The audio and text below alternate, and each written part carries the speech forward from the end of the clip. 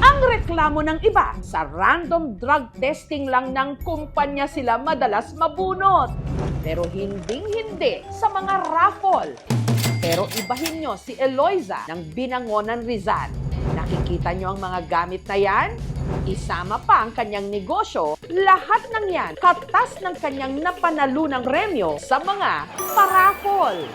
Mga appliances, t-shirt, cellphone. Tapos nanalo din po ako ng coffee maker. Sa ibang product, 5,000, 10,000. Swerte mo talaga.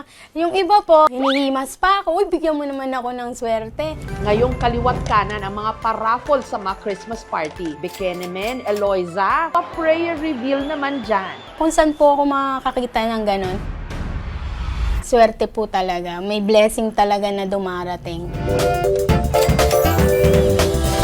High school si Eloisa nung nagsimula siyang makipagsapalaran sa mga raffle. Nagte-text lang ako, nasama na yung pangalan ko. Worth 500 lang yung first win ko. Sunod na nanalo siya ng kung ano-anong appliances. Ito po yung kusina namin.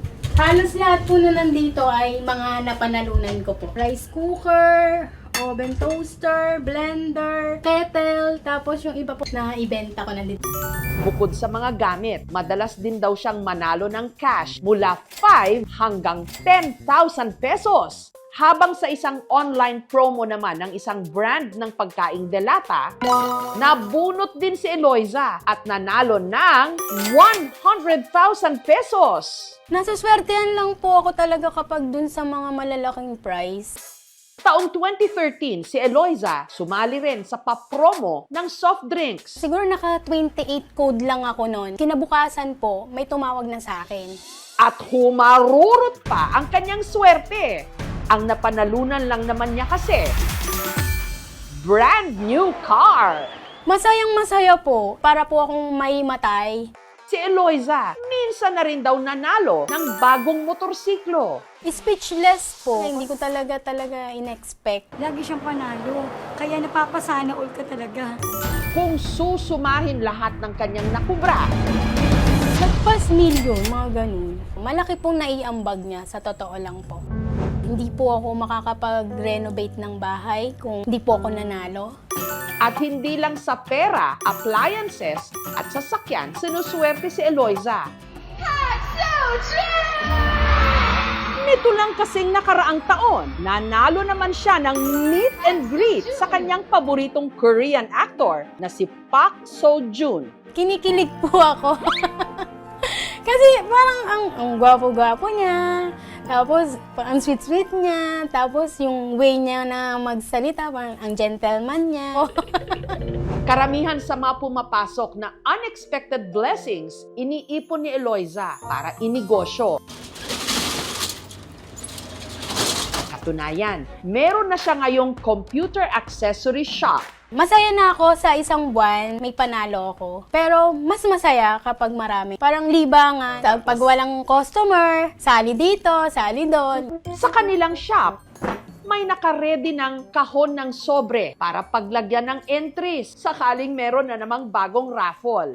At meron din daw siyang mga sign.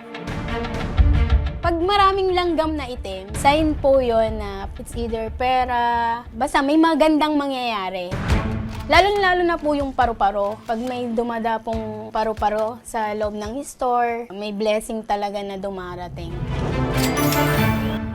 Pero kung ang nanay ni Eloisa na si Clarita ang tatanungin, kaya raw swerte si Eloisa sa raffle. Dahil sa isang bagay na inabot sa kanya nang nagpaanak sa kanyang kumadrona. Nung pinanganak ko siya, may supot po. Binigay po sa akin ng aking midwife. Sabi na nanay, ito ay pag-iingatan mo at ito ay swerte.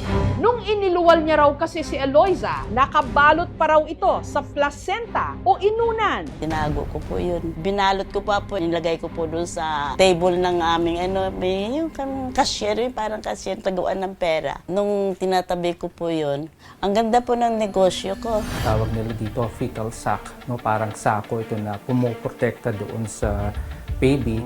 Intindi ng lahat na kung ikaw ay may placenta nung ikaw ay baby pa, ibig sabihin ay swerte ka o siswertihin ka dahil nga protektado ka. Walang swerte umalas doon. It just happens. No? It's a coincidence. Kumbaga yung panubigan, buo pa siya, lumabas yung bata, kasama din yung placenta na nandun sa loob, which is very rare. At ang swerte raw ni Eloisa, di umano na ipapasa kung sino man daw kasi ang udyukan ni Eloisa na sumali sa raffle. Binubuenas din daw, gaya ng kanyang mister at tiyuhin. Sabi niya, sali ka na, para sa atin din to. Nag-try kami ng mga 7 pieces. Tapos yun, nabunot naman. Worth 100K siya. Tinawag lang niya ako dito, pinunan ako ng litrato. Hindi ako umaasa o naghihintay. May tumawag na lang sa akin na, Sir, nanalo po kayo ng groceries worth 5,000 sa loob po ng 1 taon. Kahit nga raw si Clarita, hinikayat ni Eloisa na sumali sa Guest to Win promo ng Family Feud. Hindi po ako umaasa na ako'y mananalo. Kasi kahit anong sinalasalian ko, hindi po ako nananalo. Hanggang sa nakita na lang daw ni Clarita ang kanyang pangalan sa screen. Ang kanyang napaldo o napanalunan, tumataginting na 20,000 pesos. Kung mami, pangalan mo nandun sa TV, hindi namin expect yun na yun ay mananalo kami. Theoretically, by the rule of probability, syempre, the more na mag-entry ka, the more of chance of winning. By science, it's all chances talaga. In terms of luck, siguro nasa atin na yun. Swerte man daw sa raffle si Eloisa, pero para sa kanya, mas swerte siya sa kanyang pamilya. Lalo-lalo na po sa magulang, nanay ko. Siya po yung nagtaguyod sa amin. Naging ama, ina. Opo, siya po. Kaya thankful po ako sa nanay ko. Kay Lord po na siya po yung binigay niyang magulang sa akin. Doon pa lang po, swerte na. Tsaka po sa asawa ko at sa anak ko. Ayun po talaga mga swerte ko po sa buhay. Iba ang nagagawa ng raffle. Bigla tayong nagiging prayerful, hopeful, at kahit pa, delulu. Yung tipong abot kamay mo na ang premyo sa utak mo. Todo manifest, mabunot lang na winner!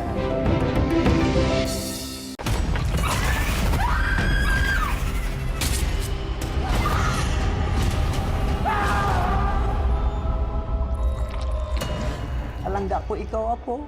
Alangga ako man, Kaula. Ba't ka nagsiman? Maharap ko to eh. Para kay Lola din. Hindi ko na alam, hindi ko naiintindihan kung anong nangyari sa kanya. Wala ka siguro kayong gagawin namin ng lahat para sa kanya. Wala ka ba talaga nakita, Abner? Wala ka narinig? May gumagala na berbalang dito sa atin.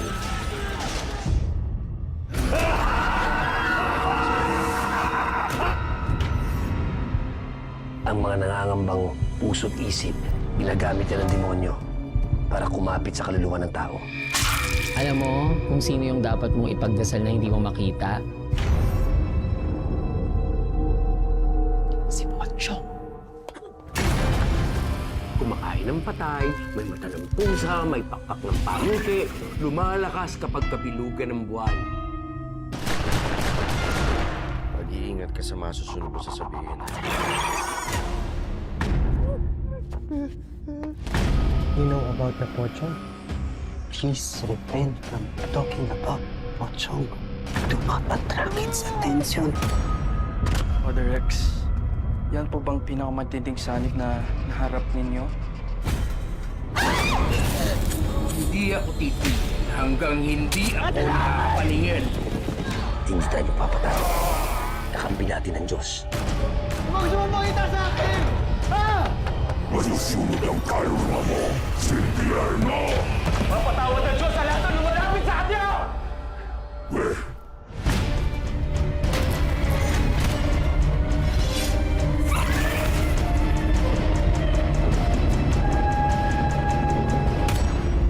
Ito po si Jessica Soho at ito ang Gabi ng Lagim.